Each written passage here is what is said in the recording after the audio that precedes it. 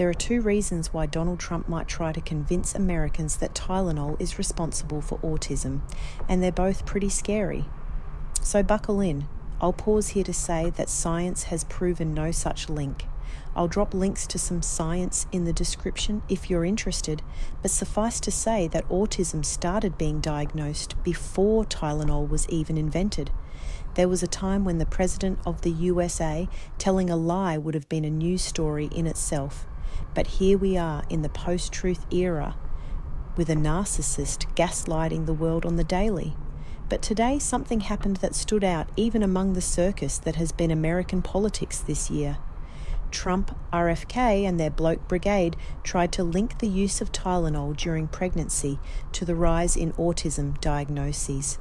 Tylenol, or Panadol as we call it here in Australia, contains acetaminophen. It's a mild pain reliever which the US president wants women to avoid taking.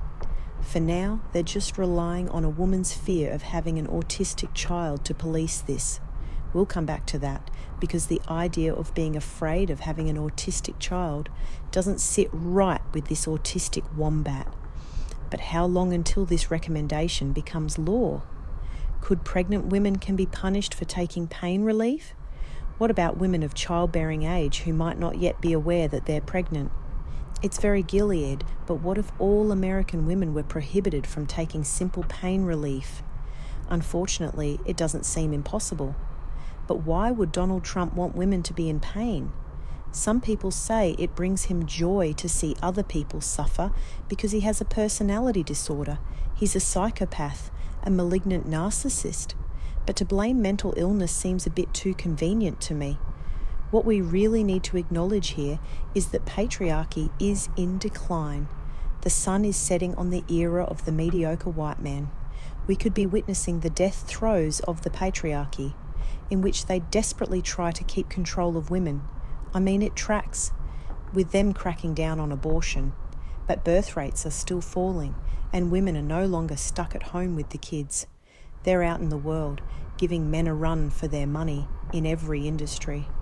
It could be, I think, a final pathetic attempt to control women by refusing them pain relief. Got a headache? Period pain? Stay home in bed, dear. That's how the far-right trad wives do it, Gilead-style. Now, the second reason Donald Trump might be doing this troubles me the most. The hint lies in the way they frame this as an epidemic of autism that needs to be stopped. I'm an autistic woman in my 40s, and I quite like the way that I experience the world. I'm actually quite enjoying my life. Maybe the way that autistic people experience the world isn't inherently wrong, just different. It's only wrong if we all need to behave in the way the white mediocre male patriarchy would have us behave. And if you take away that reference point, what is normal and what is disordered? I find it difficult to accept that my traits are a disorder that I wouldn't want my children to have. Too late for that, by the way. My son is also autistic. That's how genetics work. We both struggle at times with fitting into the neurotypical world. From time to time, we both need little supports or accommodations. No biggie.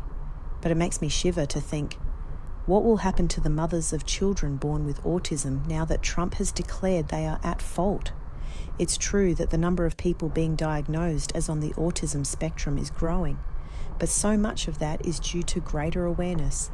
Doctors realise that women and girls are also autistic after years of their diagnostic criteria mostly identifying boys. So that's double the autistic people right there, just by including the other half of the population. Beyond that, you have adult diagnoses of people who didn't recognise the traits in themselves until they saw them in the next generation. Genetics strike again. Sure, more people are being identified as autistic, and that's leading to a growing community of people who don't feel the need to hide their neurodivergence anymore. They're out and proud as neurospicy. A powerful minority finding their voice, and the far right got triggered. I think autistics are being othered here in a way that could be very dangerous. Think about the things that are happening to minorities in the US right now. Masked men pulling people off the streets. They're shaving heads and shipping people to concentration camps on foreign soil in the dead of night. It's bone-chilling to realise that this is exactly what happened in Nazi Germany. It wasn't just the Jews who were murdered in the Holocaust.